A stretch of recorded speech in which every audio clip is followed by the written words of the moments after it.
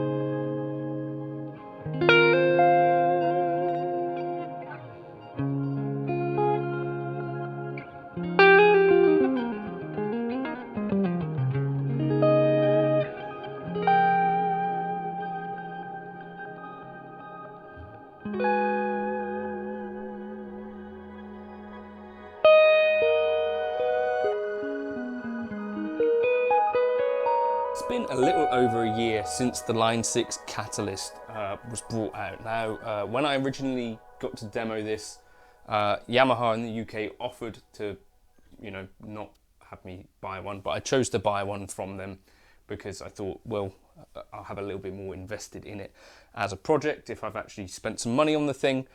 So I have a Catalyst 100. It actually lives downstairs at the moment. Since it's been like a year, I wanted to ask whether it's still worth grabbing. Firstly, important to mention that in this kind of price bracket and in this class, the most obvious other choice to me would be the Boss Katana. Now, the Boss Katana I think is louder, slightly better built. I think the Catalyst edges it tonally, but the Boss is a bit more versatile, has more effects, and crucially has an EQ.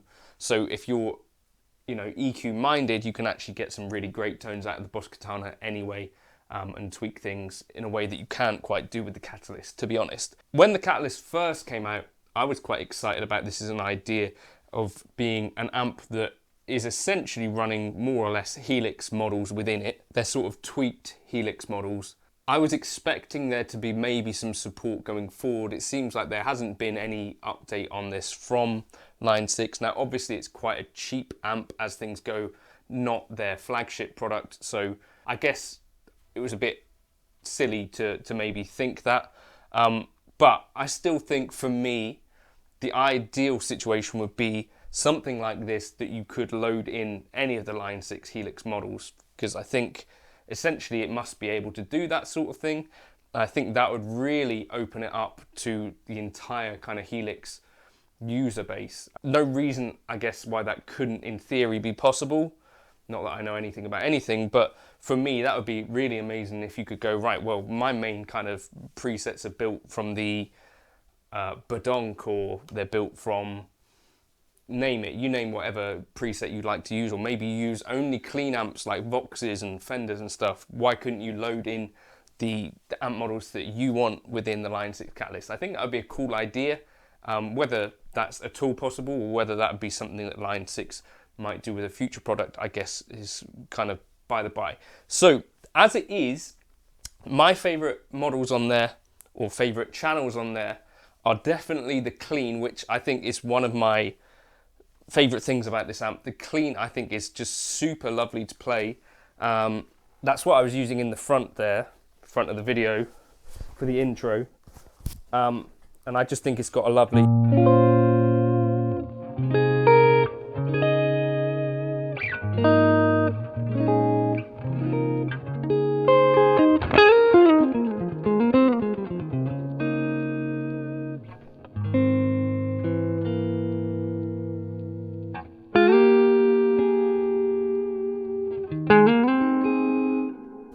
a lovely kind of warm thing going on with it. I've actually used that to gig live with a jazz guitar, and that was just as good as using my Mesa Boogie Nomad 45 live.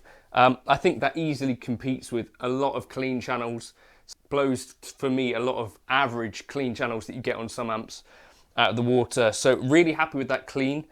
I also quite like the Vox on there. I did compare it with the Vox AC15 that I had downstairs, and I felt like this kind of chime model was a bit more versatile and did more things that I liked. It was a bit more full, had a bit more low end. Of course, you could probably turn the bass down on it if you wanted to get it close to a Vox AC15. I don't think it excels necessarily at the heavier tones, but I think the more distorted stuff can be a bit more difficult to dial in, especially with an open back kind of cab design as it is. So for me, I feel like maybe more focus on the kind of low gain clean to mid gain stuff might be more appropriate than trying to shoehorn in some amp models which don't necessarily suit an open back combo design, if that makes sense. I also think that if you were going to put those in, maybe putting an external speaker out so that you could use this with an external cab like a 4x12 or whatever it is that you might want to use, might have made that a bit more usable for some folks. In the intro there is also, I was using the HX effects in front. This clean channel seems to take pedals, I think, quite well. Sound really nice and smooth in the room, not harsh and not fizzy, so that's a good thing.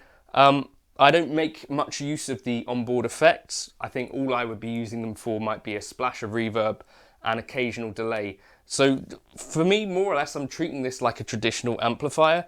You do have some of these beneficial features, like, you know, it can be quite easily controlled by an HX Effects or MIDI controller of your choice. And I did set that up as well early on when I had it, but I haven't been using it like that in general. The other really useful thing, because it's quite lightweight, and also because this is the 100-watt version, I have used it live with an HX Stomp. So sort of using this like an FR speaker, and that worked really well for that as well. So basically this is how I use FR speakers or things like that. I just basically leave the cab on and just play it through. And although this doesn't have a tweeter in it, that's the sound of an FR that I don't like anyway. So it worked really well for that. It's nice and lightweight. It's not incredibly well built, but sturdy enough. This little plastic bit fell off of it on the way back from that jazz gig that I was talking about. But yeah, it marks up fairly easily, but it is a relatively cheap amp, but I don't think it sounds cheap. So I'd be interested to know your thoughts about what else you might get instead of this if you were on the market for this sort of thing. For me, I'd be buying it for the clean and mid-gain tones rather than the heavier stuff, to be honest with you, but I think it could work really well as a pedal platform. Great for a rehearsal space. I know Keith from 5 Watt World tends to use 2 of the 60 watts together, and you can see loads of these 60 watt ones coming up used. I think the 60 watt doesn't have MIDI, but it does have MIDI over USB, I think, but that's like the one big difference. But to have like a little stereo rig, I think you can get them used for about 150 quid relatively often where I'm from. So that could be interesting. Whilst I'm on this topic of completely unrelated to legato, I did have someone ask about what TrueFire courses I'd recommend if they're interested in playing like me. As weird as that question sounds, I'm sponsored by TrueFire and I have access to all of their courses. I did a little search for legato and I actually found some things that I think might be of interest to you if you were interested in that. There's firstly Alan Hines, who I think was quite inspired by Alan Holdsworth. He's got some stuff on legato on there, which some kind of exercises and some stuff on approach, which I think would be really useful. I really love Alan's playing, very smooth, not necessarily super shreddy legato, but kind of totally gets the concept and shows some exercises that you could do to get that sort of thing under your fingers.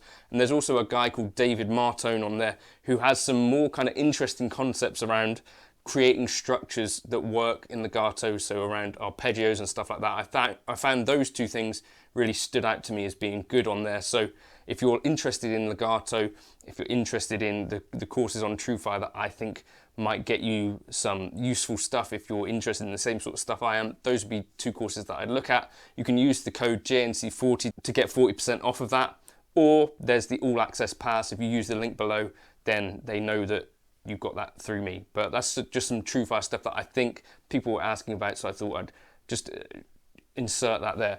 Anyway, yeah, so Keith uses two 60-watt ones of these. I think that might be an idea to get like a bit of a stereo vibe for not much money. And certainly if there are other people that have, tried one, a 60-watt Catalyst, as I say, you can pick them up for about 150 quid. I really, really rate the clean channel very highly. I've been in rooms with like a Fender Vibroverb 64 and a Soldano SLO and some other things, and I know it sounds stupid to say this, but I didn't really feel like the Catalyst was missing anything, which does feel incredibly weird to say. And equally, I've been playing it with Jake, who's been playing his Two-Rock, and the Catalyst, again, the cleans specifically sound really good in the room. I'm not sure how much of that will come across with the mic, but I think the clean channel, they've absolutely nailed it.